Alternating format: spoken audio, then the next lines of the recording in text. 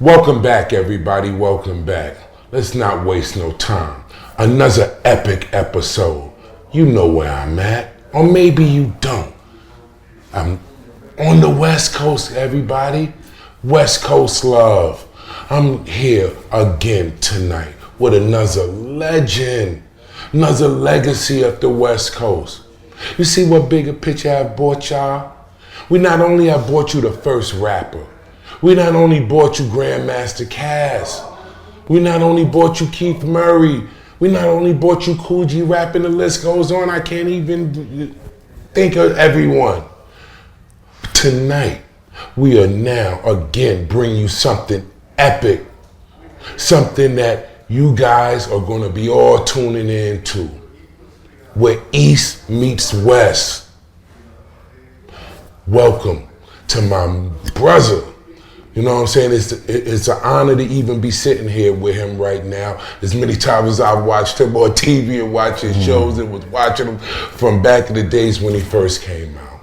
Much respect, BG Knocc Out. What's up, brother? How you feeling? Man, I'm feeling great, brother. Man, for sure. That's a good thing. This is, again, God, and I appreciate everybody in the scenes that have helped this get here. Shout outs to Red, shout outs to Calico, yes, shout outs to my dude Seven, yes, everybody that made this happen. Much respect, West Coast love all day long. You know what I'm saying? Now, yes, sir. Yes, sir. You know, I'm not an interviewer. Yeah. Journalist, I don't claim any of that. Yeah. You know what I'm saying? I just like to understand. talk with my people. For you know sure, what I'm for saying? sure. You know, like, you know, chop it up, you know, and yeah, you know, and those of you that, you know, follow and, you know, you are privileged to even be in the room, just to even hear a conversation with real men, with real brothers, with, you know, real people. So, welcome.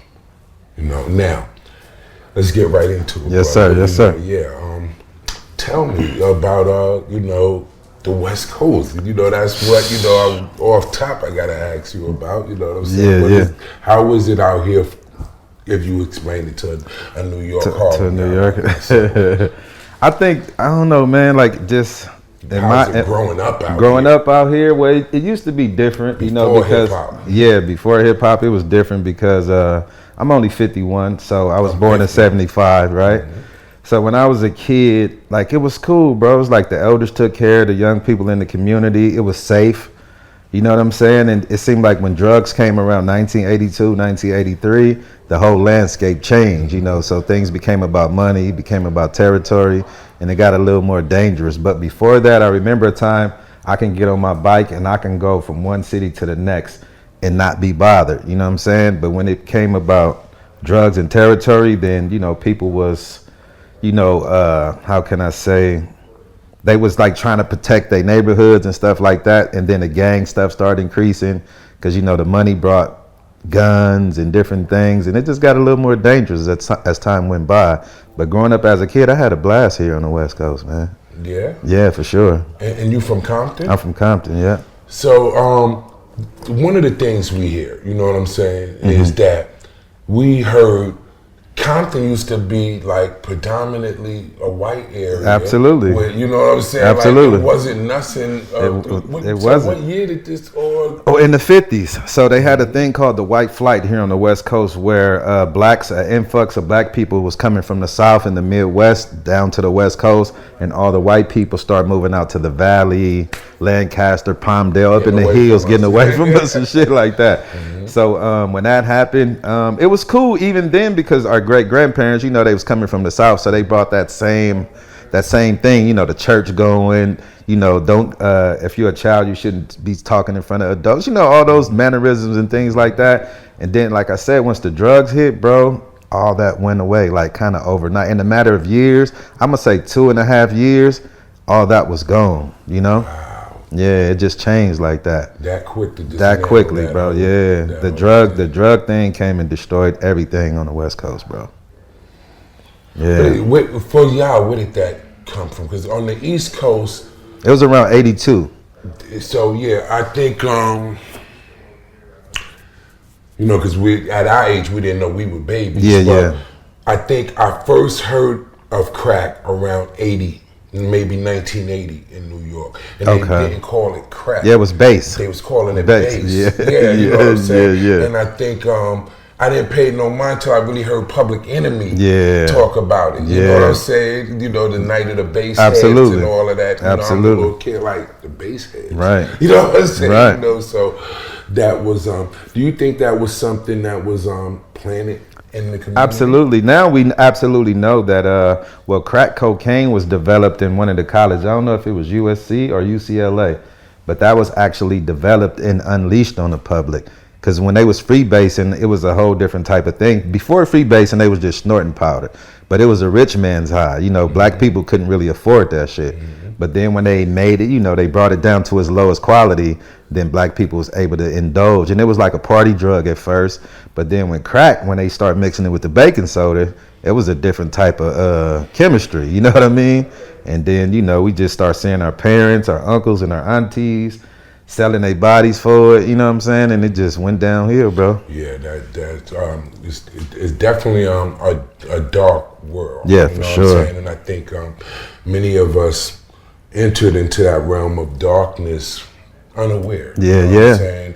You know, the devil's a liar. Absolutely. You know what I'm saying? And he Absolutely. always will, you know, especially when we're children, you Right. know, get in the child's mind. And so they indoctrinate us. Exactly. Yeah. You know, the child mind is like a sponge. Exactly. And once it sucked that up, you know, it damages the mind. Absolutely. And, you know, he puts us out if you do this because most of us come from poor. Exactly. You know, that was the lure. Yeah, exactly. You know what I'm saying? You know, I want the sneakers. Exactly. Clothes. I want to be like, you know. And how can you blame a poor person when they got this product that they can go sell and get something that they couldn't get the day before? Yeah. You know what I'm saying? You can't really blame them. And not realizing what you're doing in the community in the same time, you know? Yeah. So how was it for you growing up? Did you end up falling a victim of? Oh, for sure. Yeah, my man, listen, my grandparents, you know, taught their children how to do it, and in turn it trickled down to us. You know what I'm saying? So we got it from our family. It wasn't nobody on the street like a homie or somebody was looking up to. It was in our household.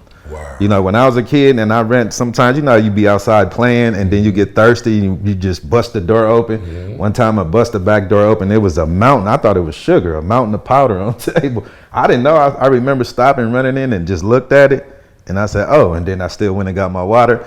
When I grew up, I was like, yo, that was crack on my table, bro. Like, you know what I mean? So yeah, it was handed down from the family on my end. What was the moment that you first realized that the game was rigged, that it was something beyond what just us getting? As a young adult. So I'm gonna say around 19 and 20 when it really started clicking to me, like that it was a setup. You know what I mean? Because it was like I said, like you got young black kids. Like I remember it was dudes. I'm in the 80s. I'm born in 75, so by 85 I was 10. I'm born 75. Yeah, so about 87, 88, I'm about going into 13, 14 years old. And I remember it was dudes that was like 12 years old making all of this money. They was buying the elite scooters. And I was like, damn, if I was just 2 years older, I can get that too. You know what I'm saying? Yeah. So I couldn't wait to be 13, you know what I'm saying? But I didn't realize it was a setup until I started like reading and trying to, you know, just wanting to know and do better with myself. Steady catching cases, going to jail. And I'm like, damn, I don't want to go to prison for the rest of my life. And I just started trying to learn. And then I would go to the Nation of Islam little meetings sometime at their mosque and hear them talk. And they was opening my eyes up to what was really going on. I was naive to that shit. I didn't really know. I thought this is what it was. I didn't know it was wrong. You know what I'm saying? None of that shit until, you know, they were showing me different. And then I just started, you know, analyzing and thinking about it like, damn, this shit ain't right. Because I remember my OGs talking about walking along the train tracks in LA, and there was these barrels. I guess the trains would come drop off, and when people decided to look in them, it was fully automatic weapons. It was Uzis, AKs and shit, just free. You know what I'm saying? And people got a hold to that shit and brought it into the neighborhood, and then just all mass destruction after that. You know? That's crazy, you know, because that's just, you know, that was definitely it was a plan. Setup. Absolutely, it was a purpose setup. The thing, I think I was 16 years old. I was 16, you know, and I'm fresh out of private school, you know, just all messed up, you know, with the liar. Yeah. Wanting to be, you know, not the nerd no more. Right, you know what I'm right. saying? Wanting to be the cool kid. I'm just starting to, you know, hear hip hop, you know what I'm saying? And at that time, you know, I think when we was 15, 16 is exactly when the gangster hip hop really absolutely took hold. Absolutely. I'm being influenced by that. I'm hearing that playing as an anthem in my head, you know. Hustling, you know, doing, you know, already at that age, trying to run territories. And I didn't know at first. At that time, just about building up. It was just about getting clothes and getting more. Right.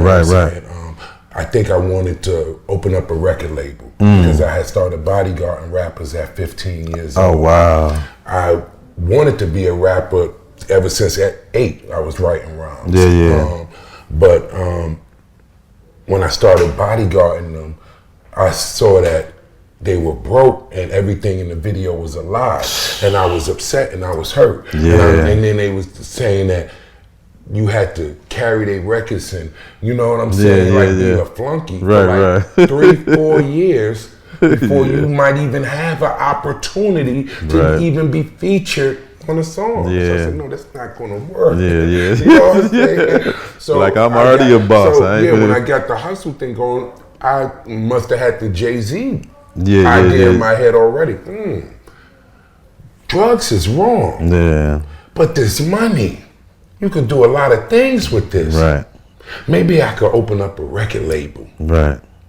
Maybe I could open up some stores in the community. Maybe I could do good with this money.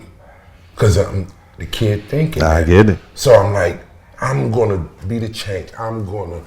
Yeah, you was advanced. You was thinking more advanced than more kids your age. I'm gonna build up this. I'm gonna open up this record. I'm gonna do this. Had these spots everywhere. And the day it happened, it was a real pretty girl in the suburbs because it wasn't the city. I was moving everywhere out of town already, unfortunately, and she came down the hill to come this day. And I hadn't seen her in a while, and she was coming and had the full belly. So I'm looking at her come down the hill like, damn, I ain't seen her in a long time. And it's like fully pregnant, like 8 months pregnant.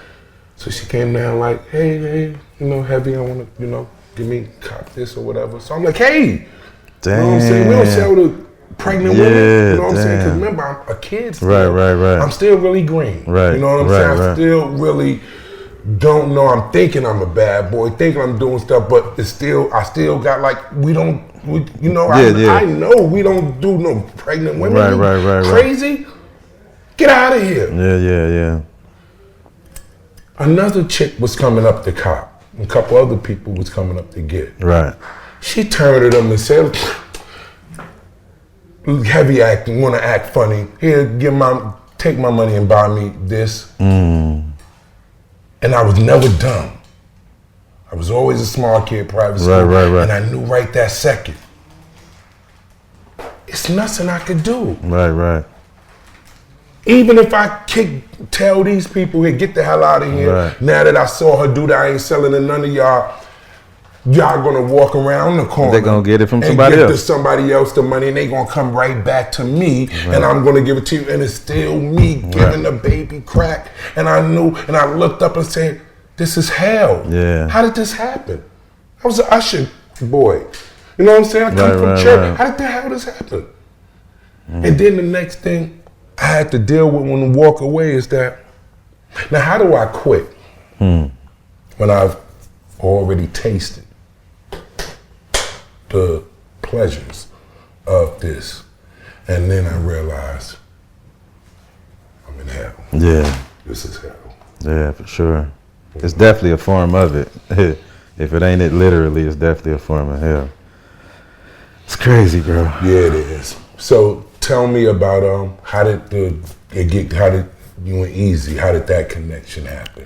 Because that's the first time the world saw you. Yeah. So it's crazy because I didn't start rapping until I heard Boys in the Hood.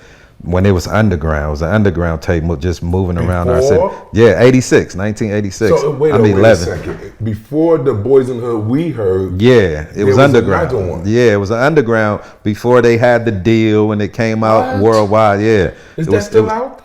It should be. It was the very first one. It's like about 4 or 5 different versions of that. But the very first one, it was underground. They wasn't selling it out of stores. They were selling it at the Compton swap meet, like on mixtapes and stuff like that. So I was in foster care at the time. They went on a home pass, brought the tape back, passed it around to everybody. And I was like, and he was saying he was from Compton, but I don't know, because he was from another side of town. But just the fact that he was on here rapping, and I'm into hip hop at this time. I came up off of KRS-One, African Bambaataa, everybody, you know what I'm saying? But I'm like, dude, it's from my city. I'm like, damn, our city is small, bro. Compton is like a 10-mile radius. It's not a big place. Like, we're in the center of Los Angeles. It's called the Hub City because it's in the middle of greater Los Angeles. It sits right in the middle, but it's a very small, city. And when I heard that, I was just inspired. I'm like, damn, somebody from my city actually got famous. So it made me want to get famous. So I started writing rhymes, you know what I'm saying? First, what I used to do is I used to imitate other people's raps, and then I'll insert my own words in place of theirs and use their cadence. That's how I learned how to rap. You know what I'm saying? So that was the inspiration. But as far as meeting Eazy, my brother Dresta, he was in CYA, California Youth Authority. It was like junior prison in Cali. And he had a reputation for winning all the contests in there, all the talent shows. And people was coming home bragging about him. And one of the dudes who we grew up with told his uncles, and they was Eazy's boys in a dope game. And so they wanted to start getting into music like in the early 90s. And Dresta came home, they pulled up on our block and was like, man, we heard y'all rap. He's like, yeah, we rap. And they told us to rap for him. And we rapped for them. And they was like, where y'all gonna be tomorrow? Be here at 2 o'clock. I'm coming to get y'all. They didn't say we was taking you to Eazy. Ain't say none of that shit. So I've been home for a while. Dresta just coming home. He don't got nowhere to go. He don't got no friends. You know what I'm saying? He been in YA for the last 6-7 years. So he at home. So when they pulled up, I'm gone somewhere. Dresta at home. I come home probably that night, probably about 7-8 o'clock. Dresta still ain't here. I'm like, where the fuck he at? And I forgot. Oh, them dudes said they gonna take him to the studio. He came home like 3 that morning, and he told me to come down and come in the kitchen. He got the radio player, popped the cassette in, boom. He got like 3 songs with Eazy. I'm like, what the fuck?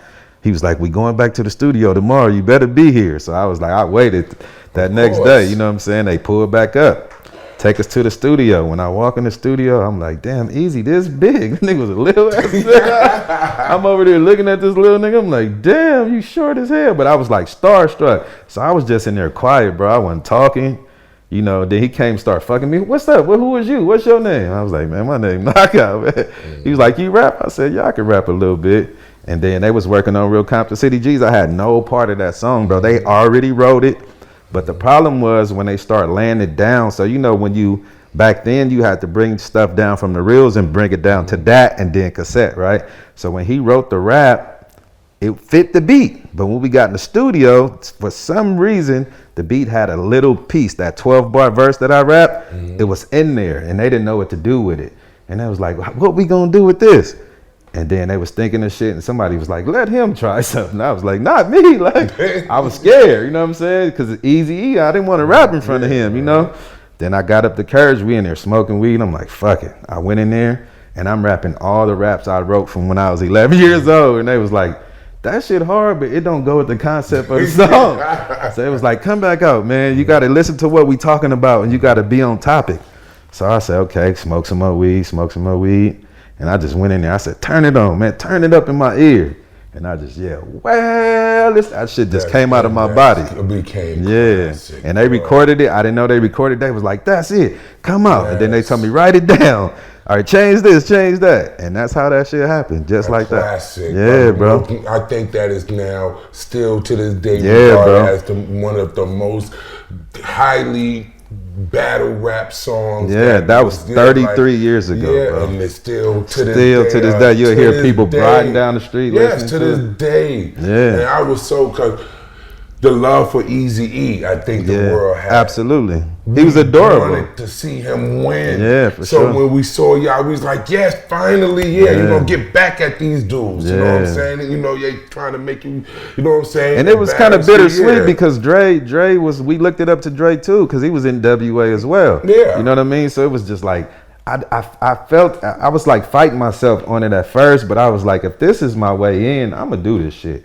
You know what I'm saying? If I got to come in through this way, I ain't got no other choice. Because then nobody else gave me the chance. I mean, Snoop said he liked Eazy. So yeah, that's what I'm saying. I mean, you know, so we just did what we had to do, you know what I'm saying, in order to get our foot in the door. Yeah. But, you know, I didn't have nothing against Dre. I didn't know him. He was like Eazy to me. If I'd have seen him, I'd have been starstruck as well. Yeah, absolutely. Yeah. You know, I could imagine at that age. You know, for sure. To see, you know, those people exactly working, you know what I'm saying? Because, like I said, we the same age, so I was Eazy damn near helping grow up from, exactly. You know, watching We Want Eazy as a little kid. You know? Right. And he's only 10 years older than us. Yeah, you know what I'm saying? So when we was 10, he was 20. Yeah, but that's when, that was that age. Yeah, exactly. Yeah, that was that age where he just was breaking through. Yeah. He was claiming, he was 30-something on the song. Yeah, he was bullshitting. Yeah. He was cold with it, bro. Yeah. You know what I'm saying? So, how did, unfortunately, your time was cut short with him, as we all know. Mm-hmm. Shout outs to Little Eazy. Yeah. Had an epic interview with Little Eazy. Just probably, you know, just epic. Yeah. What you was there, you was with him, you know what I'm saying? Can you, you know, kind of fill me in on what was going on at the time that, you know, because I know that he was just in the tunnel, you know what I'm saying, in New York hanging out months prior, you know what I'm saying? And I know that, you know, from every experience I ever seen, you know, with people with AIDS, it didn't work like that. I know. You know what I'm saying? It was a whole drawn out process. Absolutely. You know what I'm saying? They broke down, got very sick. You know what I'm saying? You know, it looked at, you know, it just, I never see anyone drop dead. Absolutely. And so in hindsight, you know, that's what happened. Like when it first happened, we didn't know what to think or what to believe because our homie was dead. So we was just blown away just by the fact that he went to the hospital, he was in there for a couple of weeks, and all of a sudden he flatlined.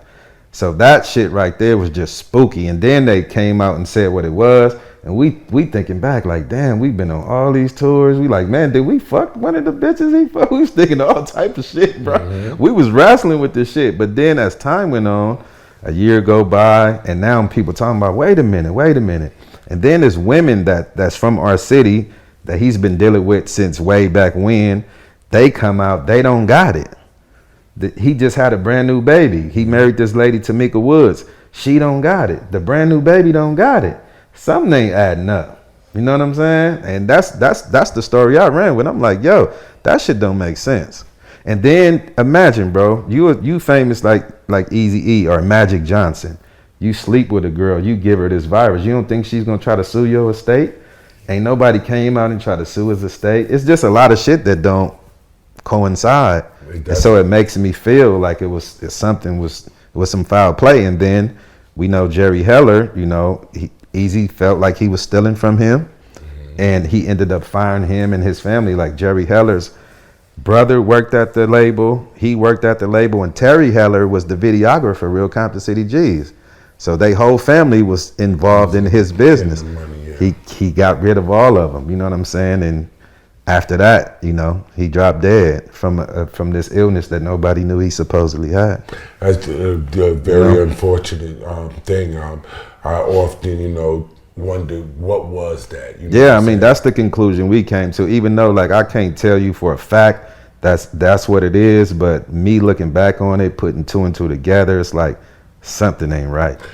One thing we could say is this, right?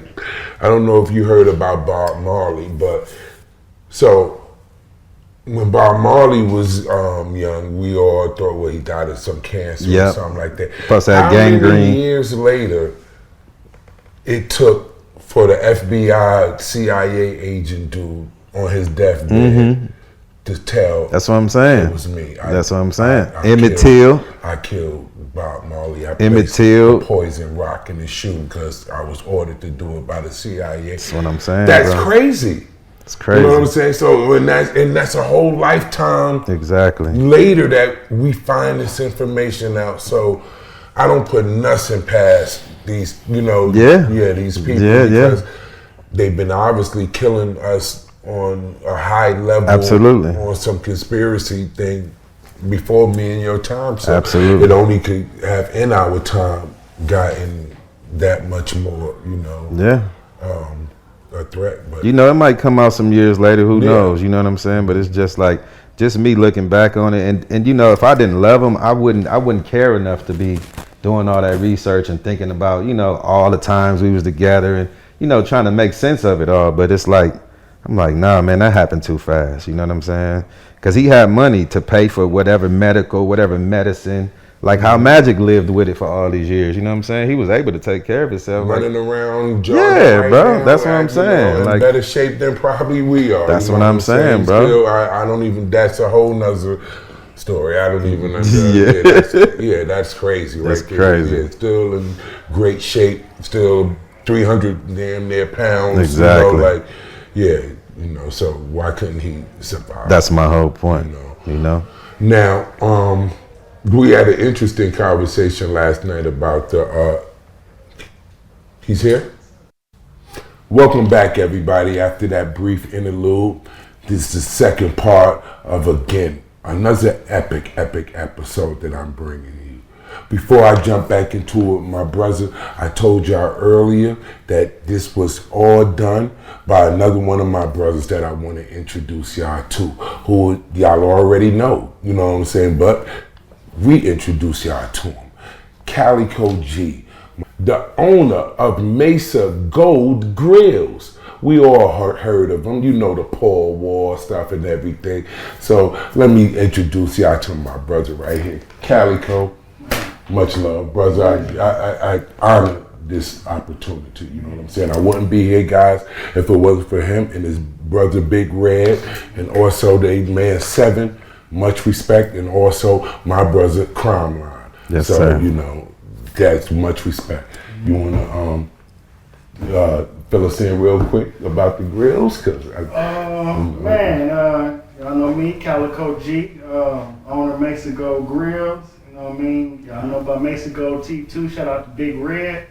We just been making sure we get the West Coast shining, man. And that's good. You know what I'm saying? Bringing that culture, that whole hip hop feeling. You know what I mean? Just allowing people to have what's around the country here on the West. Yeah. And my dreams, is that we are going to have the Bigga Picture West Coast with Calico G. You know what I'm saying? You know what I'm saying? That's what this, so be prepared, everyone, you know what I'm saying? Because that's what this is all move. We must network as a people. If we don't network with each other, we'll stay locked out the doors. Absolutely. You know what I'm saying? We're not trying to be locked out the doors. So, much respect, brother. I just need you to know that. Much respect. Thank you. For real. So, the next thing I wanted to get into, the biggest thing to deal with, we was talking about Eazy. So, at some point, where did this disconnect between the East Coast, West Coast, New York and LA for you, being that we the same age? How did it start for you? Where did you see that come in? Because that's obviously a big problem. Yeah. And respectfully, I didn't see Eazy a part of any of that. You know what I'm saying? A lot of people wasn't a part of it, bro. So where did that? Yeah, I think it was like most people know, it was the media. The media was pumping it up because it was sensationalism, and the media like to sensationalize their headlines. So once they start putting it in those magazines, you got wild fans, bro. When people love an artist, they feel like they got to protect and defend that artist, So some people was taking it like that. But I can tell you on a major scale, Didn't nobody give a shit about that. You know what I'm saying? Because we from gangs and shit, bro. We ain't thinking about protecting them nigga that ain't from where we from. So where everybody wasn't thinking like that. You know what I'm saying? That was more of an industry thing. Like y'all could come on our side. We can go over there. I didn't experience none of that shit. You know what I'm saying? I was coming to New York when all that shit was happening. I didn't go through none of that. And nobody asked me what's up with that shit with Tupac. I ain't hear none of that shit. You know what I'm saying? So I think in the media it was made to seem more than it was. You know what I'm saying? And I know there were certain people that, you know, was taking their sides, but that shit wasn't nobody thinking about that, bro. But again, from the perspective I seen it, you know, again when we seen you was with Eazy. Yeah. And we didn't feel that from that camp. Yeah, we wasn't with it, bro, because was direct camps at that time that we were hearing on the West Coast that was directly coming at us. That was one camp that I know of, and that was Death Row. That was the only camp to me. Yeah. That was my observation. Yeah, it was a camp. Yeah. On who? Ice Cube. What Ice Cube do? He did the whole East Coast down, West Coast up. You know, when you come to my town. The bow down. I think that was just some bravado hip hop shit, in my opinion. I didn't take it like that. Because you ain't from New York. I understand. No, trust me, bro. I understand. I talk nigga language real well. So I understand what you're saying. Maybe he did that at a time in the middle when all of that was going on, so it made it seem like. But Ice Cube got put on by y'all. Hadn't happened yet. Oh, it hadn't happened yet? I didn't take that way. This was before the Tupac. Y'all took that like that on the East Coast? He was doing it a lot. He made a whole album, you know what I'm saying that the sun rises on the east, but it sets on the west. I think he was trying to say that the ball's in our court now. I don't think he was trying to put y'all down. That's just my opinion. That's my opinion. I mean, everybody tell niggas to bow down. When you rapping, you feel like you the nigga. I'm just saying, everybody talk like they the hottest nigga on the planet when that mic is in their hand, bro. Everybody do that. I didn't take that way, so I'm sorry. Like, you from the coast, but you could see if it. I can understand where you're coming from now that you're saying it like that. Yeah, absolutely. Anything could be misconstrued. Absolutely. Come to my town, bow down. You know what I'm saying? But there was no incidents that happened, you know, when artists came from over there to come perform. Wasn't nobody like trying to run them out. It wasn't no shit like that happening. So that's why. You had the incident with King's son. I didn't know, bro. Yeah. I don't know everything about, you know what I'm saying? I didn't even know. What was the incident? What happened? Well, him and King's son was running together. And King's son is a triple OG in the game. Yeah. That's my damn. Shout outs to King's son. Yeah. King's son was running with him at the time, you know what I'm saying, had a lot to do with, you know, the piece that he did have over coming through. And something happened where the song I Get Wicked was supposedly King's son's song. Oh yeah, you know, they was stealing shit. Submitted it to Ice Cube, I guess. But you know, Ice Cube supposedly stole something from what's the Mexican brother's name from the West Coast? How to just kill it, man. So you know, niggas was stealing shit. Niggas was biting, man. Niggas was stealing. I forgot about that. That's what I'm telling you. I think that was an isolated thing, bro. Like I swear, bro. Listen, man, y'all are the mecca of hip hop, bro. Like niggas would be crazy. Like y'all influenced us. So what the fuck we look like trying to down y'all? We got it from y'all. Georgia downing us right now. Who? Georgia. Fuck, man. Come on, man. Don't get me on that shit. You ain't up there. We gonna so this the thing, bro. So listen, this is what I do know. So a lot of people was salty when the East Coast had the hip hop shit on lock, right? It was hard for niggas like, you know, even we still had Jerry curls, man. We coming out there, y'all was off of that. Y'all was into the high top phase. We coming out, y'all like, look at these niggas stuck in time, you know what I mean? So it was just, y'all kind of made it hard, but you know, y'all had a boot camp on the East Coast. And some niggas took that shit personal. I think the South did the same thing, you know what I'm saying? Because it's like, damn, bro, we got to do all this to get our respect in this shit. You know, y'all didn't want to let it go. Y'all was like, man, this is our baby, you know what I mean? And so some people took it personal. I never took it like that. I understand because let me tell you this. It's the same thing with gangs, right? Mm-hmm. There's people in LA, you know, it's gangs in New York now. It's Crips and Bloods. There's niggas in LA that be like, man, that shit ain't the shit. That ain't the real shit. Some people feel like that. I don't feel that way because I know if it's not in LA, oh, sorry. Somebody's at the door. Was you stopping for the door? Oh, no. It's upstairs. Keep going. It's a girl at the door.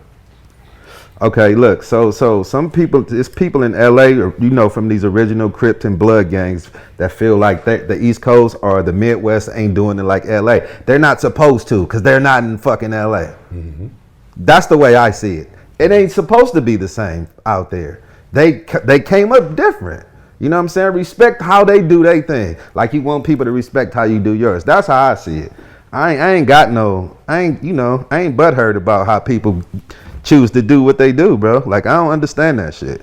That shit's silly to me. Definitely what I was going to ask you about. Yeah. How you feel about the guys, bro? In New York I understand. You know, my thing is, nigga, if you ain't been out there to see how they move, how do you know how the fuck they doing it? You know what I'm saying? You can look. That's like me watching something on TV and making up my mind what this person is about. I don't know if he acting, if he just, you know, the camera on, let me go into my character. How the fuck do I know? Unless I go and interact with this person. Mm-hmm. You feel what I'm saying? So me as a person that traveled and got to see shit from a different angle, I got a different understanding. Now to motherfuckers just watching it from afar, they coming up with opinion from something that they don't even really know for real. You understand what I'm saying? So that's my opinion.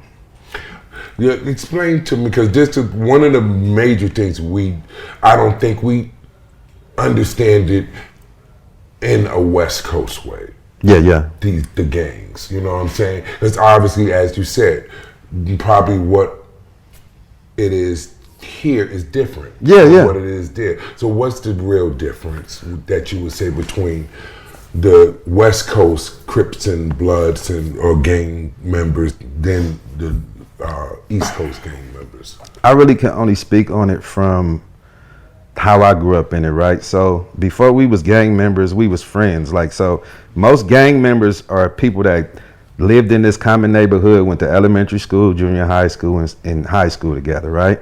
And so we was friends before we was saying we a Crip or we a Blood. And then once we became teenagers and chose to get into this life, and somebody come and kill you, you killed my friend. You didn't just kill my homeboy. You killed the nigga I used to say that was my cousin. You know how we used to say our best friends was our family and shit like that. So then it became personal. Mm-hmm. So that's when the gang, it became personal vendettas. You know what I'm saying? Like you taking people that I love away. So we take that shit. You know, somebody kills somebody in your family, it's hard to forgive. Mm-hmm. You know, you want vengeance. You know, so for us, it's a thing like that. Like gang banging to us in LA, if you ain't killing, you ain't gang banging. You can just be talking about, you can be having your flag, but if you ain't putting in work, that ain't gang banging to us. That's what that's how we feel. When this gang banging happened that didn't involve killing them, that was something. Yeah, you know what I'm saying? I mean, that's how we see it, and maybe because on the East Coast, you know, some of y'all like in the same projects as Crips and Bloods, and it's like a lot of people in LA, they doing that now though. Now, like in the 2000s, they doing shit like they wasn't doing before. Mm-hmm. Like I was telling Seven earlier today, he was like, man, because he wanted to go down to the garment district and buy, you know, the stuff to make his clothes. He was like, do I gotta watch what color I wear? I'm like, bro, you would go see a pack of Crips with all red on today. Mm-hmm. Like some shit that when I was a kid was a no. Yeah. But that landscape has changed in LA, bro. They ain't on that same shit like that. Everything is more personal. It ain't because of a color no more. That color shit is out the window. Wow, yeah. Yeah. Bro, that's very interesting. I guess maybe in New York is a little bit the same, but they still lean towards, I guess, the blue and the red, but you know, they have put other colors to it. Yeah, we have that as well. Yeah. You know, so like it's like hats, right? So the original, So it's like the original hat, like so you know, like what's the Houston hat the Hoovers wear with the H on it? Mm-hmm. I don't know what team that is, but because it got orange in it, they adopted that orange as their other color. You know what I'm saying? The 60s, you see Nipsey, you had to wear the S hat, the Mariners or whatever hat that is, it got gold in it, so they adopted blue and the gold. In my hood, we blue and gray. You know what I'm saying? And the Hoovers is orange and blue. And another hood is black and blue. Some hoods is powder blue and blue. You know what I'm saying? And navy blue. Like, so LA is on shit like that as well. Yeah. So shit is crazy. In New York right now, they have this big thing been going on for, I'm sure you've heard about it, been going on for, I would say give it a year. Mm-hmm. This drop my flag. You know what I'm saying? What that mean? Yeah. I don't know. So in New York right now, all through New York, they running through on some drop the flag, drop the flag, drop the flag. They promoting that hard in New York. But what do it mean? You gotta ask them. Oh, okay. I've been trying to figure it out. Okay. You know, I've been trying to figure that out. Okay, too. okay. What I think. Denouncing your. Yeah, so what they're trying to do is denounce the game. Oh, I ain't mad at that. Saying that they should have never been. I ain't mad at that because I feel the same way about us because it's more destruction came from it than good. You know, like I'd rather have my homeboys who died in that shit alive, enjoying their kids and their family as opposed to being in the grave at fucking 12, 13, 14 years old. You know, I'm not with that shit no more either. I'm totally. Can you drop your flag here? I done it. I'm Muslim, bro. I pray 5 times a day. Mm-hmm. I go to Juma, I fast in Ramadan. I've been to Hajj and Mecca. I don't fuck with that. But I heard, see, that's where it becomes confusing for us because isn't Big U Muslim and he's Christian? That's him. That's not me. I'm telling you about myself. I can't tell you. He his own man. I'm my own man. I'm not with that shit, bro. But there are people that. There are people like that. Yep. Yeah. They straddle the fence, and you're not supposed to do that. Yeah, that's good to know. You're not supposed to do that. Yeah, you're not. Nah, God don't play, bro. So once you become, you know, when you choose to do something, you're supposed to do it wholeheartedly, especially religion. Mm-hmm. You go all in. You don't play with God. You don't. What if God half answer your prayer? You know what I'm saying? Mm-hmm. Like, come on, bro. Like, what type of shit is that's crazy? It comes with growth too. Yeah, it come with growth and maturity too. You know what I'm saying? But at least give it your all. You know. So, all right, with that being said, another thing that's going on in New York that came along with the drop the flag is fuck the streets. Fuck the streets. I feel them, bro. The streets didn't gave niggas nothing but pain, bro. It's like, come on, bro. Our jails, we have over 40 prisons in California busting at the seams. Now they tripling and quadrupling the bunks to stack niggas up in there. Fuck the streets, bro. That ain't cool. Mm-hmm. That shit ain't cool. Niggas got kids and families and mothers. Niggas be in jail, they mothers die, bro. Like, fuck the streets, man. That shit ain't nothing glorious about that. So then once we get there, the main problem that comes in is once we get on that road, they take those two and now that equals out to, you know, they becoming informents and man, that's on them. I don't think you got to do all that. So yeah, that's too far. Right to it. Let's get right to it. Right now in hip hop, we just seen something that's going on right now that I still can't get my mind around it. I watched Pooh Shiesty come home. You know what I'm saying? And shout out to Pooh Shiesty. Was glad he came home, got a shot again because I thought he was done off. So when I saw he got out of it, I'm like, shout outs to him. Then the next thing I know, I heard that the rumor that he threw the joint in Gucci Mane's mouth and had him sign off. So when I heard that, I said, I don't know, maybe that's, you know what I'm saying, like Gucci Mane? So I'm saying, you know, maybe it's just a rumor. But now we see it wasn't a rumor. It was the truth.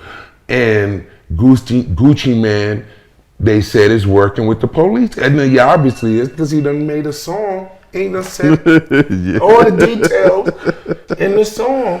So I'm lost a little bit because, you know, so they saying, so where does it come at with, they say, it's all right, he's a civilian now? So man, once you become a rapper, you a civilian, bro. You can't mix the streets with business, bro. You just, you ain't supposed to do that, man. But you honestly. Can keep rapping gangster? You ain't, I mean, listen, if you was an actor and you had to play a role as a fucking cyborg or a Schwarzenegger, you know what I'm saying? Some shit that, you know what I'm saying? It's a job, bro. It's a job. It's not. I can't see it the same, bro. I'm just saying, bro. I look at it like that. An actor is an actor. An actor. It's not the same, bro. It's not the 90s. So you had to be real in the 90s. You had to live up to that shit because people would test you. You talking all that gangster shit. You come to my town. You in front of some gangsters. I want to see if you really about that. We ain't in that era no more. We gotta let that shit go, bro. That shit is over. It's over. He raised Pooh I understand, Shiesty. but he's a multi-millionaire. He learned get it back in blood. I understand from him. You should leave it on. It should just be rap. Look at it like a fucking film, in my opinion. You understand what I'm saying? So everything could just be fake now. It's fake, bro. It's already fake. We watch IG and all that shit every day. Everything fake. Everything ain't fake. Most of it is. We real, but we ain't trying to be what we ain't no more. Look, we mature now. You ain't in the you ain't selling drugs no more. Now I ain't gang banging no more. All right then. So yeah, we understand. But these young kids, they got it. Hell no. But I ain't putting myself in that situation either. To take a stand Did either. Gucci Man really put himself in a situation? Well, listen, I did the same thing Pooh Shiesty did. It just wasn't on IG. Because this happened in the 90s. It wasn't cameras everywhere. Mm-hmm. Because a motherfucker, look, you got me signed to this contract. You got me tied in. I can't make my money. Yeah, man, you got me fucked up. Yeah, I got to take care of my family. You got me fucked up. Yeah, so what you going to do? Oh, so you ain't going to do it? Well, we going to do it the hard way. I can't really blame him for that, bro. But I think he's... Gucci was supposed to go to get him locked up. No, he should have signed him out the contract, bro. If you don't want to be here, get the fuck away from me. I don't want you around me if you don't want to be around me. That's how I feel. Gucci wasn't going to go broke for letting this nigga out the contract, bro. Mm-hmm. Understand that. You don't think it's still a bit much him telling him the man is gonna do Pooh off. That's their thing. Yeah, I wouldn't tell. I understand. Pooh done. I wouldn't do what he did. Just look at the history of 1017, bro. What they represent, what it came from, bro. It's like a lot of negativity, bro. Like most of them artists, they locked up. Most of them dead. Died. You know it's crazy. Like that's like a whole. Seem like a cult type shit, and whoever runs it is being puppet led by somebody to create that reaction. Yep. Yeah. I think Gucci, once he cleaned himself up like how he did, came and got in shape and cleaned off, he should have started cleaning all that shit out of this.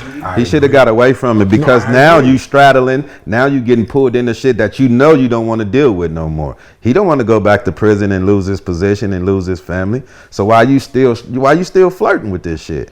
So some things you bring on yourself because you playing both sides of the fence.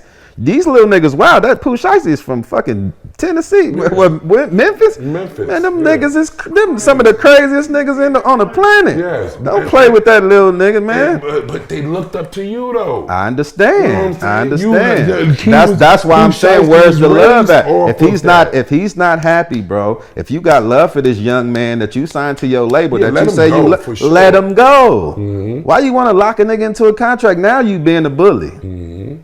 You see him? That's the way I see it, bro. Like, I don't know, man. I think Pooh Shiesty, he could have did it the legal way. You know what I'm saying? But, he chose to do it the way he did it. And now he got to deal with it. Yeah, I hope, I don't want the man to go to jail. We was all rooting for that man, bro. Everybody was like, okay, he finna get out and make some more bangers. And the shit just didn't happen that way. You know what I'm saying? I don't want him in jail like that, but shit. You said earlier, African Bambaataa, he passed away. I didn't know that, bro. Yeah, he did? Yeah. Damn. Rest in peace, bro. How do you feel about, that? Do you feel in hip hop we should now silence that, or should that be a conversation? What, with Africa? Yeah. What, silence it? What you mean silence it? The allegations that was... Has it come out to be true though? Because I heard it, but I ain't never heard nobody come and really... I heard that one crazy internet guy, I'm sure you know who I'm talking.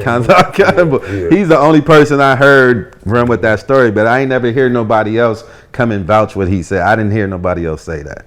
So it's hard for me. You know what I'm saying? He ain't the only person that know if that happened, is all I'm trying to say. So I can't really co-sign one person out of all these other people. From New York, I would say this. He was a very strong strong person. Mm-hmm. You know what I'm saying? Like, people died about this conversation. You know what I'm saying?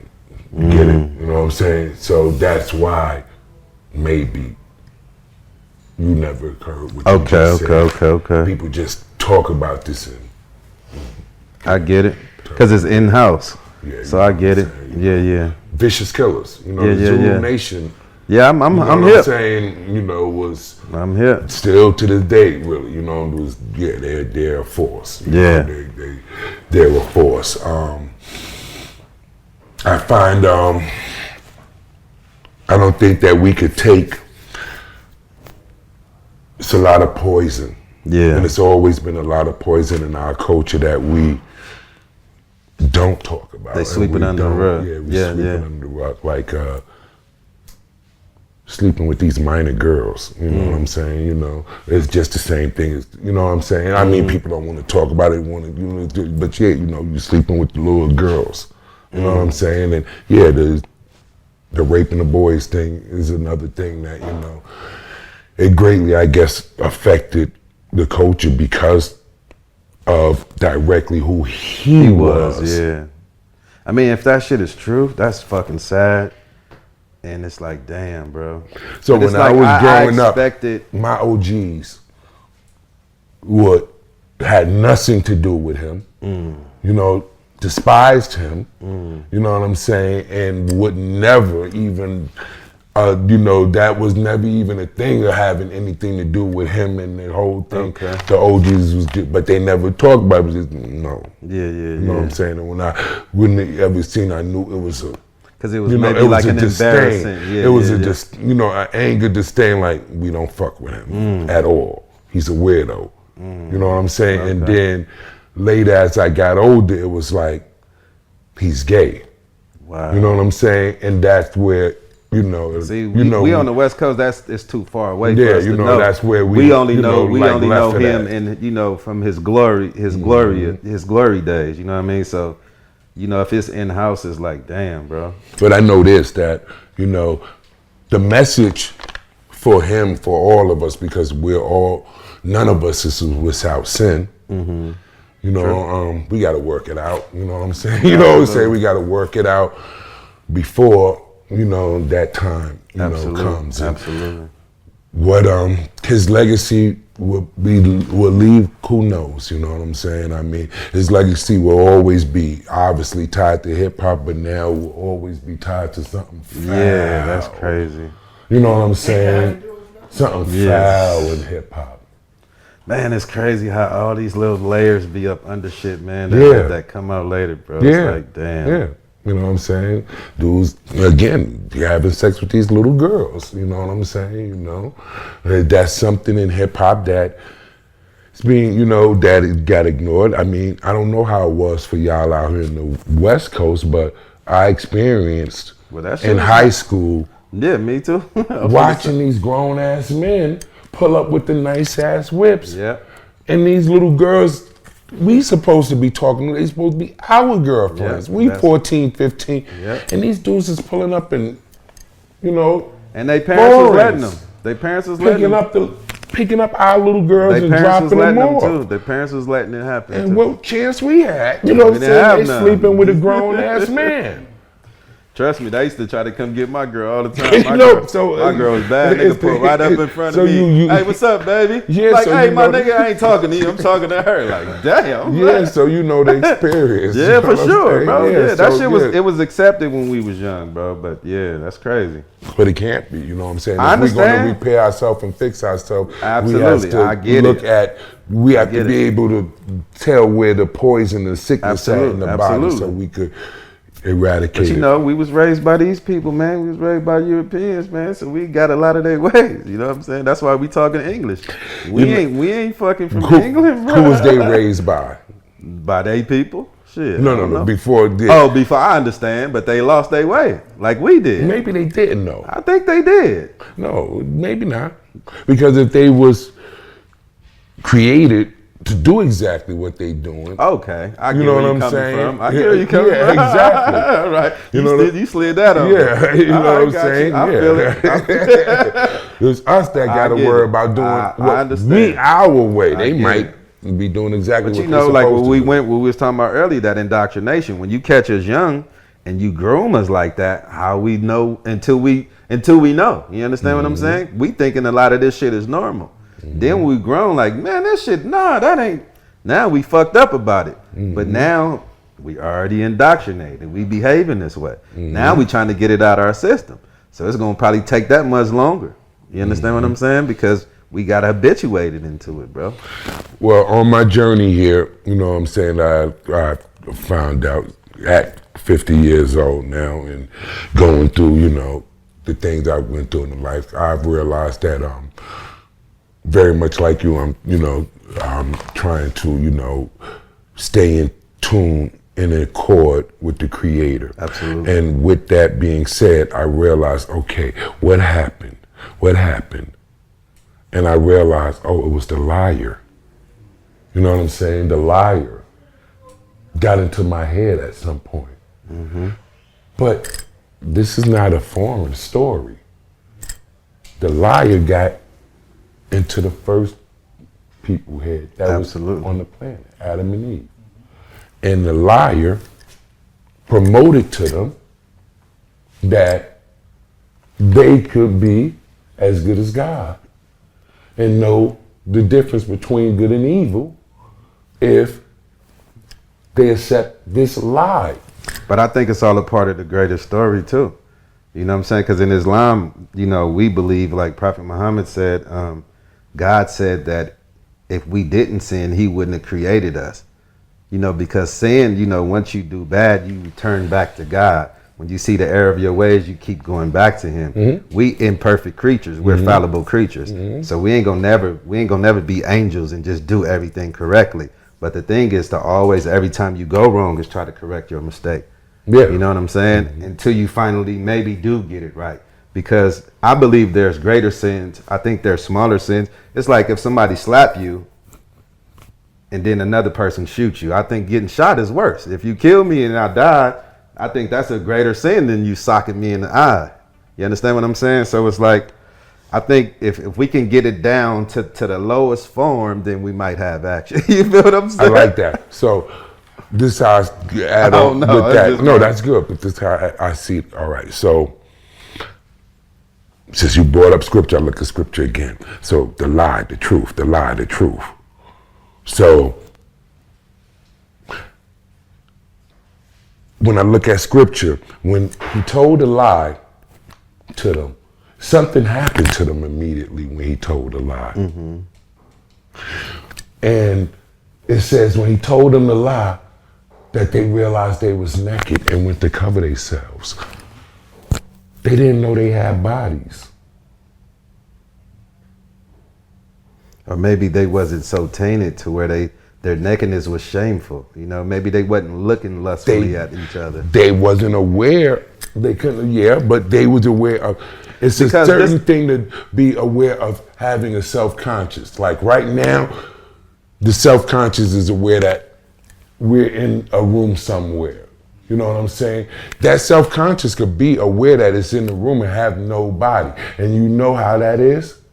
You dream every night. Right. And that's the self-conscious that's somewhere that's not connected to your body, but the self-conscious is going on. So look, as a believer, who's in control ultimately? God, always. Always, right? So can't nobody do nothing without God. So that means this is all a part of the greater picture. Yeah, absolutely. It's all a part of the greater picture. So I think that was supposed to happen. No, I agree with you. It wouldn't have happened if it wasn't supposed to. Why did he give us the capability to make our own decisions and choices? I don't think that's true. He did, to a degree. We know if I pinch you, it's gonna hurt you, and you're gonna feel some kind of way. But if I'm feeding into you, giving you good spiritual thoughts and things to grow with, you're gonna feel better. You know, we know that things make you feel good and things Just make you feel bad. That's the way it's supposed to be, because the world is created on duality. You got wet, dry, hot, cold, positive, negative. It's Dark, supposed to be this light. way. Dark, light. It's supposed to be. This is a part of the greater picture. And I just think like it's gonna be here until the end. But the thing is like I said, no matter what happens, always turn back to Him. Right. That's what He wants us to do. This is a part of who we are. We're not angels, bro. We're not angels. The higher power thing to do. Absolutely. Some people get that lower vibration. Yeah, but you got to grow out of it. You know what I'm saying? Because it's a lot of growth is infinite. You understand what I'm saying? Like you never stop growing. You never stop, especially spiritually. It's so many different levels to getting there, but keep going. You know what I'm saying? Whether you get all the way there or you get halfway, just keep moving up. That's what He wants from us. He wants the effort. Right. You know what I'm saying? Recognizing the error of your ways, make good on it, do better next time. When you run into another situation, same thing, and keep doing that until you check out. That's what I believe. But like you say, some people, they don't go up. That's on them, because we all, look, you came here by yourself, you got to go by yourself. You know what I'm saying? So it's about what you do. It's not about people. It's about you. Right. Yeah, it's all about, He ain't finna ask you about that person. He gonna ask you about what you did, how you react to the situation. You know, so a lot of us, that's what we do. We think all the shit is outside. It's in here. How do you know what evil is if you don't know what it is? How can you recognize something that you can't identify with? Because you seeing what's inside of you. You understand what I'm saying? Trust me, everything else is a mirror. Whatever you see is reflected from you. That's what I believe. So if you think the world is a bad place, you're a bad person. You reflecting that. Because there's a lot of good too. Yeah, it's a lot of good too though. But everybody chooses to focus on the negative. There's a lot of beautiful things about the world. Of course it is, yeah. Yeah, the world is a beautiful place. We make it fucked up with our fucked up mentalities. We the one who, the government taxing us, making life hard for us to get up to the next level. And God ain't doing that. These people, these human beings is doing that to us. You know what I'm saying? But I think everything is perspective. You know what I'm saying? You got to keep growing. If you don't grow, then you're going to always look at shit negatively. But you got to fight through that shit. You got to bring your ego down. You got to put your ego down so you can see God. Because as long as you're in the way, you ain't going to be able to see God. That's amazingly well said, brother. Yeah. Amazingly. I need to change my batteries. I'm cutting now anyway. Is he going to cut in 2 seconds, 2 minutes? We can maybe do 2 minutes. Yeah. Yeah, that was amazingly said, brother. And I think that, for us again to, for me, for us to, we have to escape the liar. You know what I'm saying? And the lie that was told. If I could somehow build up to, the more out of the lie I come, the more in accord I come in the truth. And the truth represents God. The liar represents the devil. The scripture says that he is the father of the lie, you know what I'm saying? And he is the liar, so my everyday life now, what I suggest to people, I look at every aspect of my life and I look where the lie is at, and I'm like,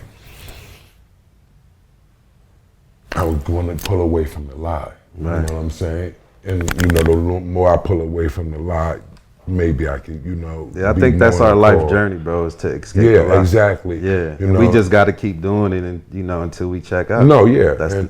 For me, like one of the perfect examples of the lie is because people don't understand how deep it goes, because I think about it on a deep level. So I even know now, like, go in the refrigerator, all that processed food. I got a lot to do. That's a lie. Yeah. You know what I'm saying? The processed food is a lie. Yeah. Go in the store, that fruit punch, that's a lie. That's not fruit punch. That soda, that's a lie. Yep. We got to cut the liar. That's true. I'm with you 100%. 100%, brother, for sure. All right, he's letting me cut. You know what I'm saying? What it is. If we all could somehow And we can all somehow escape the liar, you know, and come into truth and network with each other. You know what I'm saying? We have to network with each other because this monster of social media. All right, so when the crack, how we was talking about the crack epidemic, when we didn't know, and by the time we realized what it was, we was already kind of entrenched. This social media is so negative. You know, it could be so negative. Absolutely. You know, if used the wrong way. So many people shouldn't have the ability to voice their opinions. No, you know what it is? They in the algorithm, it's all the negative stuff. Yeah. The little positive stuff is so far and few and in between, but you know, you seeing it so much. And you know, we unfortunately we grew up watching TV, watching the news. We used to things being sensationalized, so it makes you want to look into it. And then once you look into something, you give your mind to it. Now you caught up. You understand what I'm saying? But there's a lot of positive things on the internet too, but ain't nobody checking for it because the negative shit is the only thing that people are seeing. You see what I'm saying? It's in the algorithm. It's in the algorithm, bro. Why should so many people be able to voice their opinion about That's the way it is, bro. About somebody's life, though. About somebody's personal, what they got going on. You know what I'm saying? Okay, we can say, okay, well, don't put your personal life out there Exactly. for people to expose and people to react to it. But people do it. I mean, if you play the game, then that's how it is. If you don't play the game, you can't lose. You got to understand that. So a lot of people is choosing to pull out of social media and go back to, you know, the way it was before. They ain't got to hear all them negative comments because they not playing the game. The only way you can't lose is to not play the game, bro. But if you play the game, you got it's a double-edged sword. I'm telling you. I come to realize that shit had nothing to do with social, nothing. These motherfuckers is taking information. They getting every information. You know, when we say, oh, I need a new microphone. Now you go on your Facebook and you see the microphone. You go to Google and it's popping up. and now you like, okay, this is a cool topic. Now you liking this topic. But somebody in this cloud is knowing that all of these people like this topic. Let's put all these people over here. Now, you see what I'm saying? Yep. It's because you playing the game. That's what I'm trying to tell you. Yeah. If you on there, you gonna get pulled in the matrix. Yeah. Ain't no other. There's no other way around it, bro. You look at that phone and you look at that screen, you tapped in. You tapped in. Yeah, they got you. Got you. I'm worried about that. How long do they got you for? I'm worried for about not that. long, because I'm telling you, I want to go off the grid like a lot of other people are doing, man. But it's like it's kind of hard because you know this our bread and butter. Look, we doing media. See what I'm saying? So we got to be tapped in. Now, but we can limit our dealings. You know what I'm saying? We go on there and do our thing and then get off of it. You know. But if you get on there and you be sucked on there all day, then there you go. You in the matrix. It's like, you know, the ability of it is starting to scare me because do you know this thing here got the ability right now that we could all three get up and leave and it'll continue the interview with three other ones of us. Yes. Whoa. Yes, bro. I didn't need this. We could have did a couple minutes of the interview. And then they got our and image. AI would have took your image, took your voice, listened to how you talk, and feel that it was, and take everything it knows about you because it knows you already. It knows exactly who BG Knocc Out is. Know everything, the news or paper or ever was written about you, AI knows it. So once they hear your name, it knows exact. So think about if your where you live was recorded, school you went to, it knows all of that. So have all that in your mind, and they take you sitting here right now, take the room, take the look, and then it'll finish the interview. That's crazy. Just, you know, same thing. Yo, this is so it's like. What's the solution? Yeah, like so it can make music. You know what I'm saying? It could rap. You know, in 2 seconds, do a whole rap song. Say, give me a BG Knocc Out. Go to AI and say, give me a BG Knocc Out song. Yeah. It's going to give it to you in 3 seconds. 3 seconds, a brand new song written in your style, your flow. With a beat. You know, yes, all that. You know what I'm saying? With a beat. And then to tell you want me to make a video? And then make a video with you in it. So what do we do? What do we do? Though? Exactly. Like how do we defeat the beast? Then? Exactly. You know, this is why what do we do about that? don't know. Because I'm scared for my kids. Yeah, me too. It's not even because, me. Look, like my kids is gonna be in some whole other world that look, this one dude I had a podcast about this on because I got a podcast called BG Knocc Out TV. And this dude had took his this one dude went on this lady's Instagram. You know, she got her daughter on there, they playing and stuff. So he took her voice, put it in AI, and I think she went on went to school and went on a field trip. And he called like he was her, like he was the daughter being kidnapped by some man while she was on this field trip, and had her mother finna come and pay a ransom for her daughter off some AI voice that he had of her daughter, bro. So that's the dangers of this shit that you talking about. Yeah. That shit is scary. No, bro. it is. Yeah, it that is. shit is scary. We don't know what's real anymore. Yeah. You know what I'm saying? Anything could be doctored up. They could show you, you know, anything that you see, you got to kind of question it now. Yeah, you know, yeah, pictures, videos. But that's what we was talking about, the fake shit. Conversations, recorded conversations. Everything is like up. Is that real now? You got to ask if that even real. You know. Didn't they, who was that? Was it the Beatles AI they remade a whole... Yeah. The Beatles didn't get the Grammy back then, but then they remade it with the AI, and the AI got the Grammy. And the AI got the Grammy. Yo, that's good. I'm finna get a platinum record then. I'm finna AI myself. No, but no, you would though. So what I'm telling guys to do, you know, definitely, you know what I'm saying, is you should bring your old music back out and AI it with your younger self. Wow. That's what I got King Son doing right now. He about to blow, cause you know, or his music was hot back in the days, and this world don't even know him. Right. So and then when they see him, they say, "Oh, uncle, old man, you know, or older man, or something." No, let AI do the old songs with the AI you. Look, That's you crazy. know my wife. She don't do music at all. They give me a BG Knocc Out song. Yeah. Just want to give it to you in 3 seconds. 3 seconds, a brand new song written in your style, your flow. With a beat. You know, yes, all that. You know what I'm saying? With a beat. And then they tell you want me to make a video, and then make a video with you in it. So what do we do? What do we do? Exactly. Like how do we defeat the beast then? Exactly. You know, this is why what do we do about that? I don't know. Because I'm scared for my kids. Yeah, me too. It's not even because me. Look, like my kids is gonna be in some whole other world that look, this one dude I had a podcast about this on because I got a podcast called BG Knocc Out TV, and this dude had took his this one dude went on this lady's Instagram.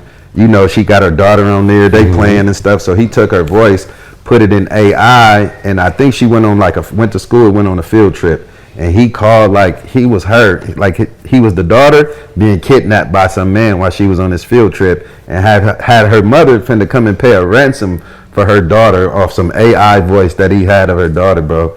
So that's the dangers of this shit that you talking about. Yeah. That shit is scary. No, bro. it is. Yeah, it that is. shit is scary. We don't know what's real anymore. Yeah. You know what I'm saying? Anything could be doctored up. They could show you, you know, anything that you see, you got to kind of question it now. Yeah, you know, pictures, videos. But that's what I was talking about, the fake shit. Conversations, recorded conversations.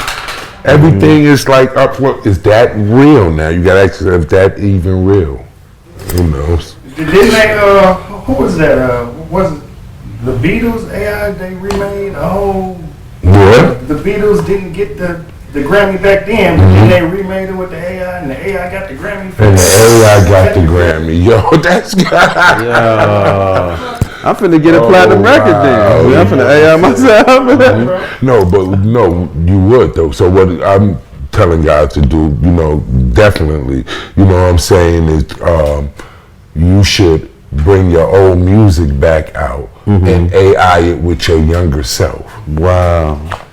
That's what I got King Son doing right now. He about to blow, cause or his music was hot back in the days, and this world don't even know him. Right. So and then when they see him, they say, "Oh, uncle, old man, older man." Or something. Okay. Let AI do the old songs with the AI you. Look, That's crazy. crazy. You know my wife. She don't do music at all. Yeah. Nigga, she got some songs so fucking cold. That's heartfelt. Yeah. It's really got substance to it, bro. That's, bro. And she created a whole woman, bro. The woman bad, bro. Man. No, I saw that. Yeah, this shit crazy. My man put me onto that. So he came to me and showed me an interviewer. And this dude is downtown in New York interviewing guys. You know what I'm saying? Big, and the guy got mad followers, everything like that. People all over social media. He doing big numbers and everything. So I'm looking at the joint and my man told me, I created him. I said, what are you talking about? He's not real? These interviews is not real? He's standing downtown at the building. He said, all of this is AI. Man, then he got the show, and that's how I know about the show. Then the dude got the show where he's sitting there interviewing guests. I'm like, this is crazy. Yeah, it's getting this out of control. How does that make you feel knowing you putting your hard, sweat, tears into building something authentic like that?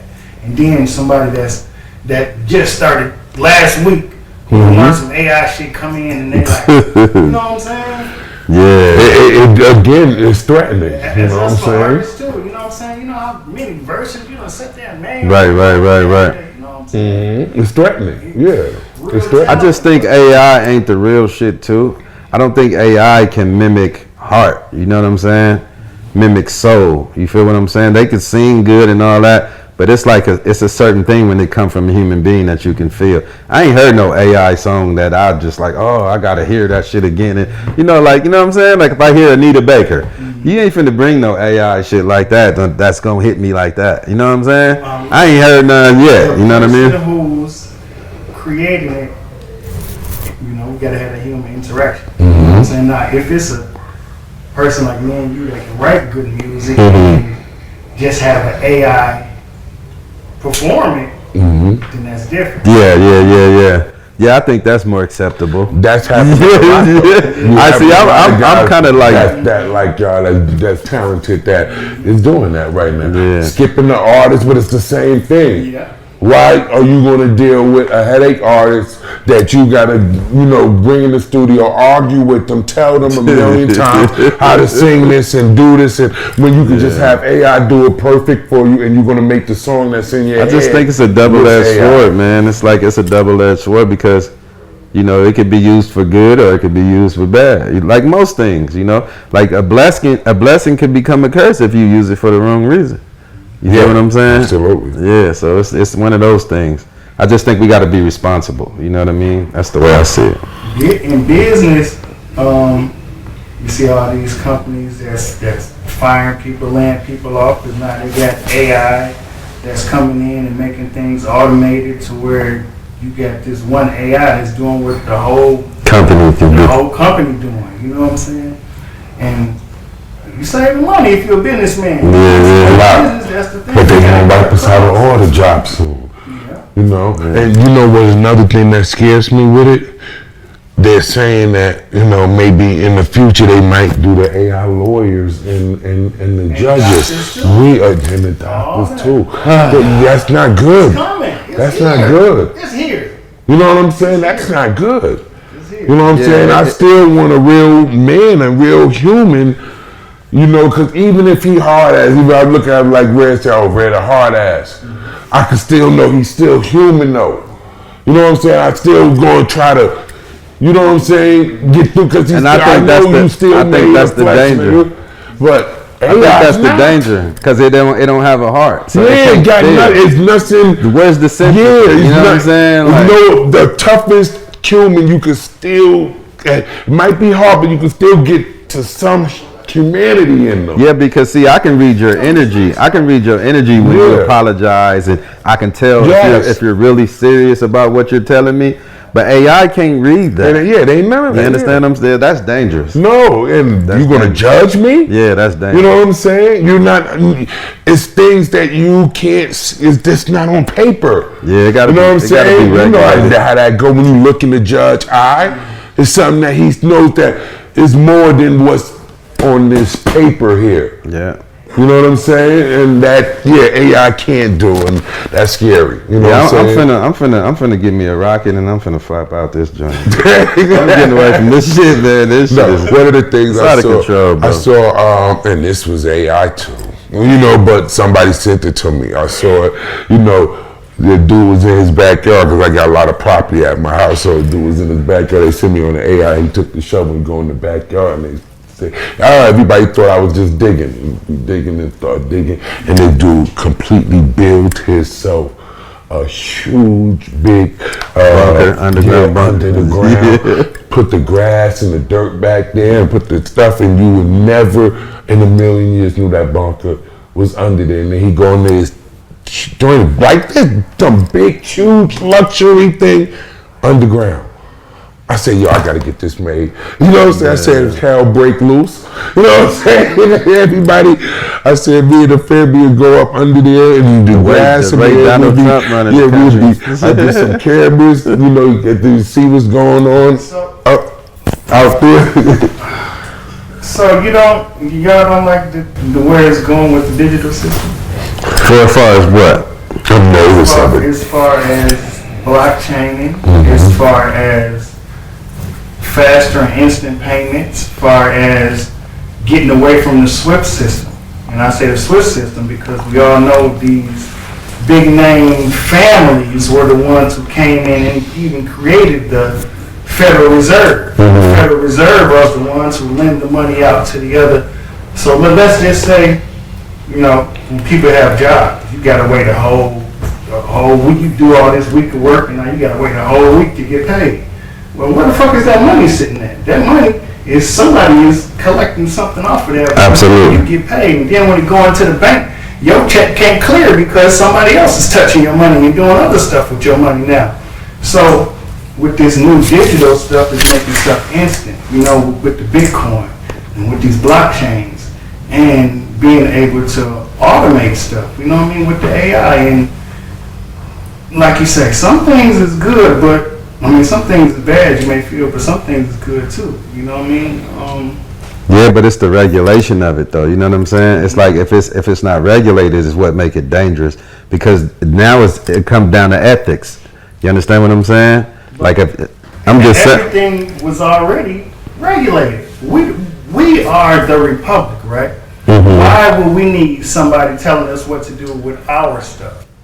I get that point. Why do we need the FDC? Why do we need all these people that's just really useless? You know what I'm saying? When we can have our own blockchain and we doing our own banking, and we can buy stuff from across the goddamn world and they get the payment instantly. You know what I'm saying? And we get our stuff with these smart contracts. We can do loans and we can do all these different things. But you think the government is going to allow us to do that, bro? They have no choice. So that's the thing with the whole Bitcoin thing. The dollar is nothing. That's why the gold going up. So that's why the silver going up. Gold and silver is the real money. I already know. The real money. Intrinsic value. Exactly. So now a lot of these coins and tokenization are becoming gold backed. I don't know if y'all know, but there's actually gold-backed dollars. That's actual gold that you can trade. You know, I actually accept that in my shop. And in Florida and in different places around, they accept gold for value. You know what I'm saying? So just to be able to have our own and our own ownership and our own currencies and our own blockchains and our own stuff to get away from all the centralized. We want to be decentralized. We don't want these people in our business. Yeah. We want to have our own control. You know what I mean? So. Yeah, but I don't think it's gonna come easy because you know our government they tyrannical, bro. I don't think they're gonna allow that just to happen on that scale. I know Bitcoin is in there. You know what I'm saying? But that's just one. You know about it's called the Clarity Act. They already passed the big. I'm not here. Yeah, and the Clarity Act. The Clarity Act is giving clarity to all the banks and all these people, bro, that's going to start accepting these coins. Okay. So all these different coins and people coining and taking real life physical assets and turning them to digital assets. Okay. To where you can now, even your music. Yeah. You know what I'm saying? That becomes a token. Yeah. You know what I mean? Something that can be backed up. Yeah. And you can borrow off of that. You Yeah, know what that's I'm saying? dope. And they got, bro, it's called. You gotta hit me to a lot of this. No, stuff. I'm completely silent right now. Like where the notebook at, you know what I'm saying? You know, but I got questions, you know what I'm saying? Bro, it's deep. I got questions, so, because I've always heard this stuff, but you know, again, you know, network is the network, and what's in our culture. If we have a bad habit of, we'll learn something and keep saying, I got to come up off of this, you know. Yeah, you want to sell it to them. You know, exactly. We don't bring it back to each other and say, look how we network to make us all stronger off of this knowledge that we know. The other people, they do that all day on us, you know what I'm saying? And we be singular. So yeah, I want to know. I've always heard a lot. The Bitcoin was in my time, so of course. But so when I heard it, it was like, you know, I'm a hustler. What the hell is this Bitcoin thing? Yeah. You know what I'm saying? Yeah. You know, I don't want to. Because nobody believed you when it first. Yeah, exactly. I don't know. So maybe it was new. It was too new. A couple minutes, you let me know what is that? You know, explain the Bitcoin to me. It's pretty much a digital currency. It's pretty much, like you say, something that is decentralized, that is only controlled by a few. Not you go into a bank and you got the whole range of people. And when I go to the teller, this teller then opened up and now this teller see all my information. And now this teller just start working there, so they can discriminate on, you know what I'm saying, what you can get, what you can't get. Yeah, all in your business and now shit. you got the manager coming over here. Well, check this out. It looks like here. Well, Yeah. Take it and send it up to the high. Yeah. Everybody all in your stuff. Yeah. Mm-hmm. So it just knocks all that out the way, and you can just focus on your straight transaction. Exactly. Okay, my worth is this. What that costs is that. You can't tax me on it. You can't charge me these extra 4 pennies and all that shit. It costs exactly. That's dope. Gambling with my money, bro. Yeah. So wait a second, they can't tax you on it? Nah, you can't. It's impossible. That's like you listen. If you went to come buy my iPhone and this was $14.99, I can't. If I got gold and silver, how am I gonna give you $14.99? I got to give you so many coins to add up to whatever that is. I can't add these extra cents. You know what I'm saying? Like, and that's the game with fiat currency. You know, that's how they're able to tax us so much. You know, they tax us to the very last, you know, past a penny, the fraction of a penny. You know what I'm saying? So if we went into a store to buy, say I went to go buy $100,000 car. Right. How does that work out? It's gonna be whatever the price is, because it ain't gonna be no extra cents involved. Whatever the price is, and you come pay for that, that's what that car costs. Now, how much is gold worth? Ooh, that shit high. Gold right now, we're looking at about $5,000 an ounce. Ooh, I need. So that's what I want to understand. So an ounce of gold, if I had an ounce of gold, that's $5,000. $5,000. 24 karat pure. That was next. It got to be 24. Yeah. So what if it was like 10 karat, 14 karat? And then it get broke down. Yeah. It broke down into different. But it's an even number. You know what I'm saying? It ain't 99. It ain't 64. It ain't 575. It's gonna be just one solid number. How you gonna? How I'ma change a gold coin? How I'ma do that? Well, it got the value because let's say that little piece right there was a piece of gold. Let's say it's like 7 grams. It could weigh like, you know, $500 if it was 10 karat gold. You know what I'm saying? Mm-hmm. Like 557.32. You know what I mean? But that's just what that's worth as a scrap. Right. Right. Now, until I flatten that motherfucker out, and spread it out, and put some stones in it, and polish it up where I can put my upsell on. That's how that works. Okay. As far as the ounces and silver and the ounces in gold, that's your investments. You know, that's where the value holds. That's the real money. Yeah.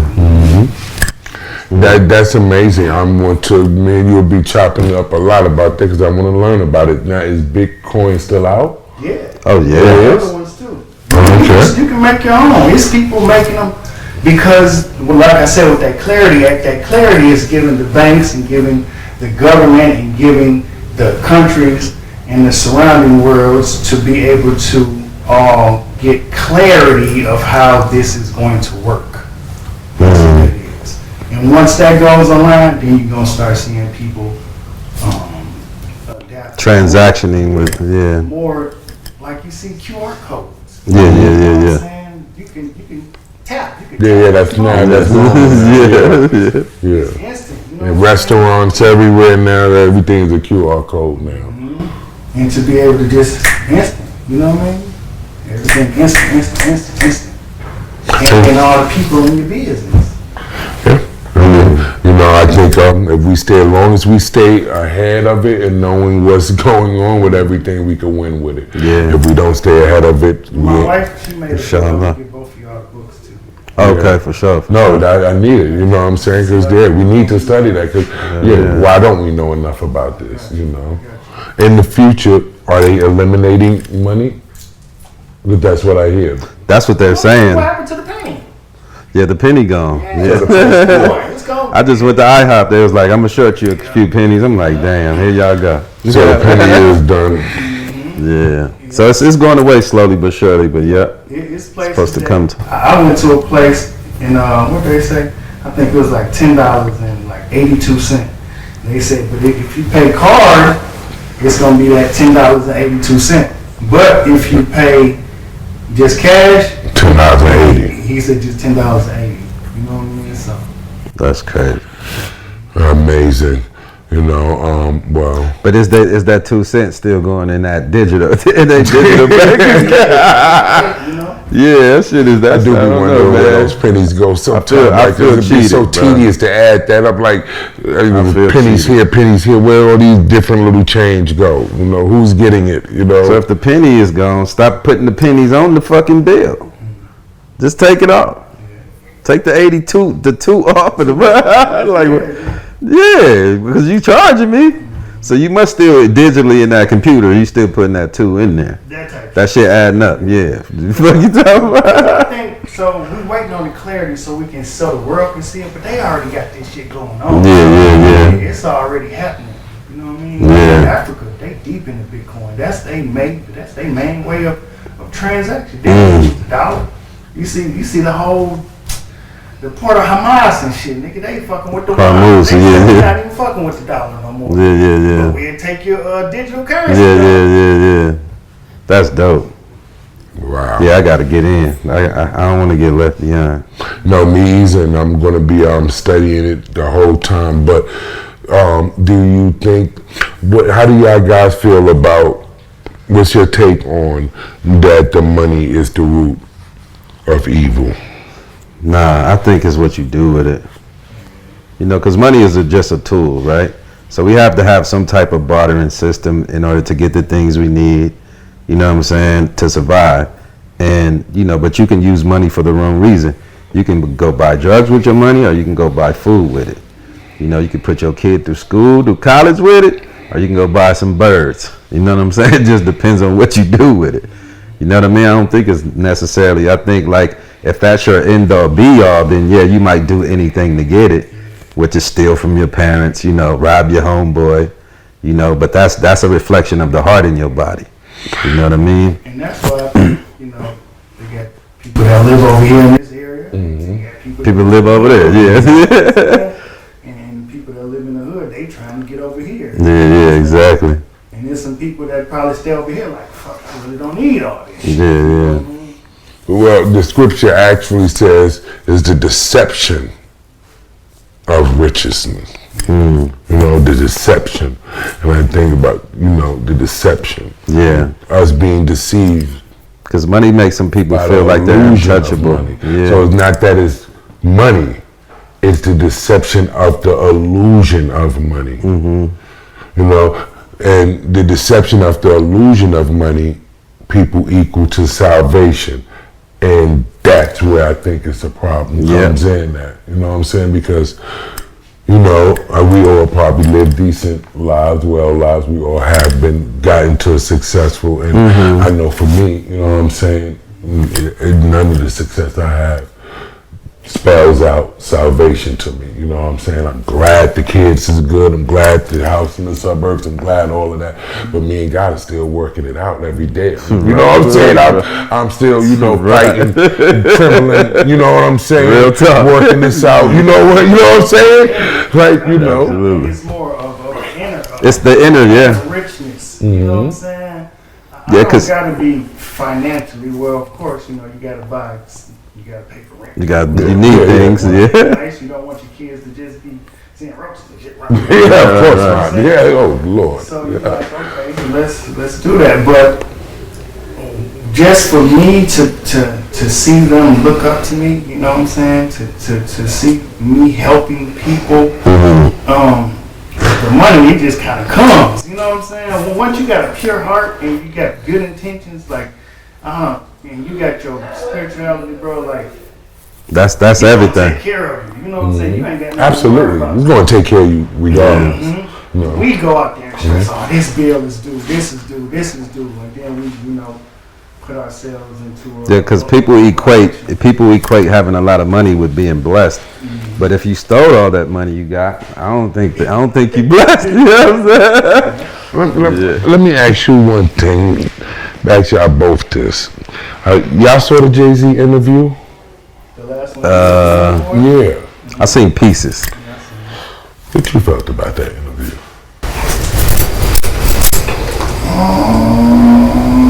I guess he was, you know, he said what he said. I guess I was, you know. What issues did you have with? In particular. Okay.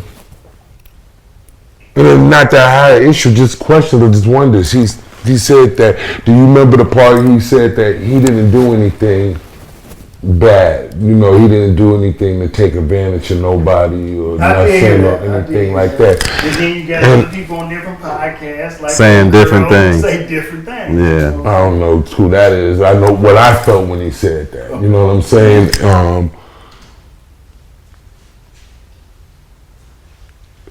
Let's say it like this. I can't say that. You know what I'm saying? You know, I don't see how anyone who ever been a crack dealer, you know what I'm saying? Yeah. A terrorist could ever sit there and say something like that. Yeah. You know what I'm saying? How could you say something like that? I think at what point was he saying it from though? Was he saying once he got into business, or he's talking his overall? But we can't even say that because, you know, we got people like Beanie Siegel, people like Kanye West, and the list goes on that refute you saying that. And then I can't say that because I got a homeboy that's out there that did, you know what I'm saying, a quarter and back and forth in jail, and he told me that he was influenced, you know what I'm saying, a greatly part by this guy Rhymes.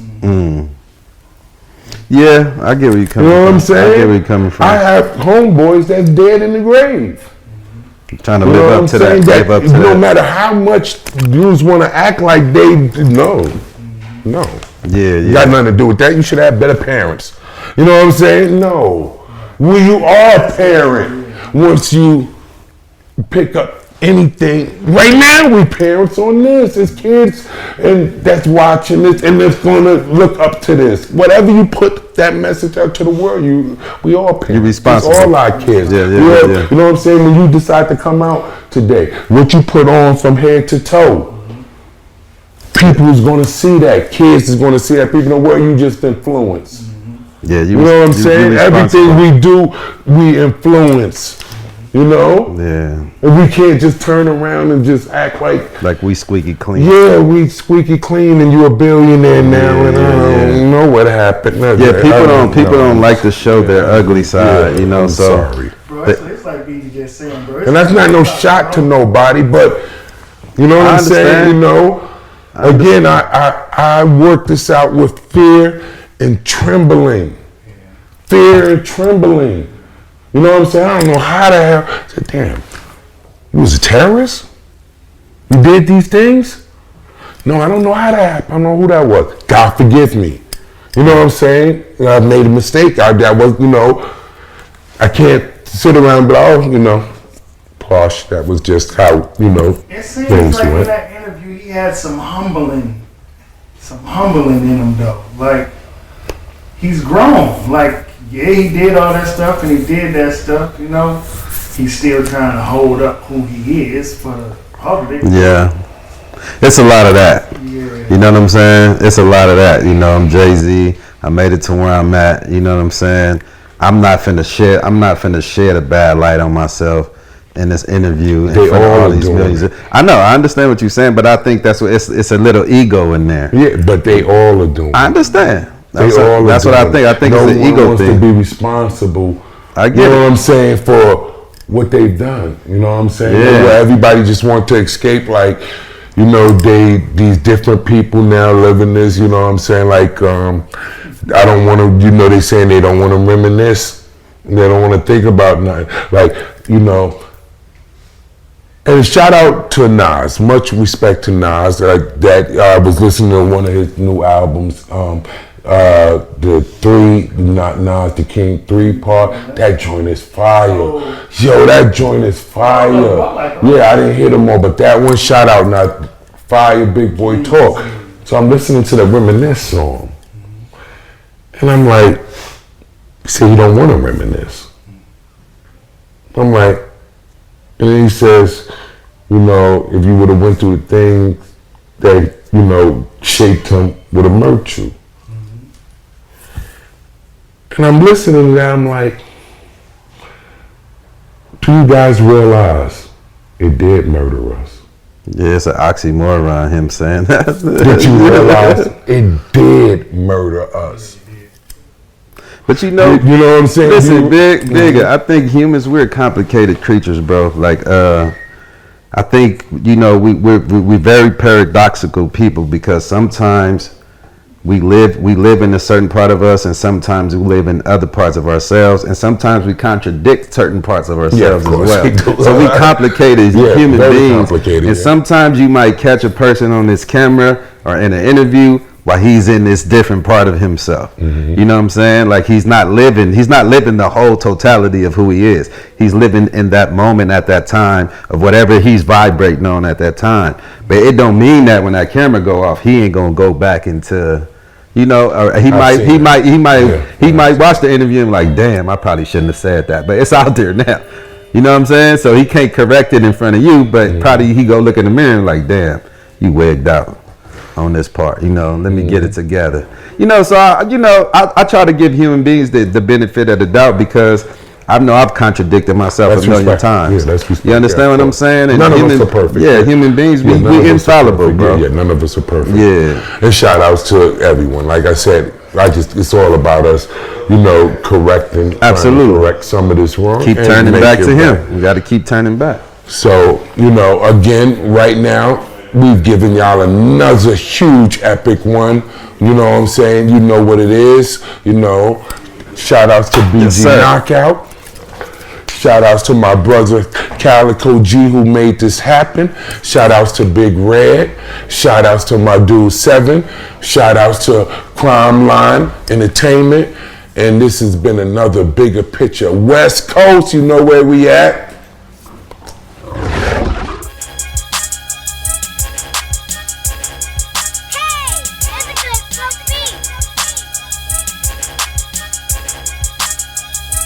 I said, get 'em, get 'em, get 'em. I'm gonna get 'em, hit 'em, get 'em. I said, How can a apostle be this hostile? With no home training, you know I'll pop you. Stop your breathing and close your nostrils. Plot your death while I read the gospels. You're a hassle, you dirty rascal. You wanna wrestle, what survive the tassel? My cerebral, see no evil. You can't be a boss if you're weak and feeble. See, show 'em bigger, I'm bona fide. And you just born a fly. Said he had strengths on him rely. Picture that I then replied. The world is dark, it's just a matrix. My light will shine, I am the greatest. I said he's chicken, shit's kebab. Try to play me, this to God. In debate on what the profit is. As I squeeze esophagus. Get him, get him, get him.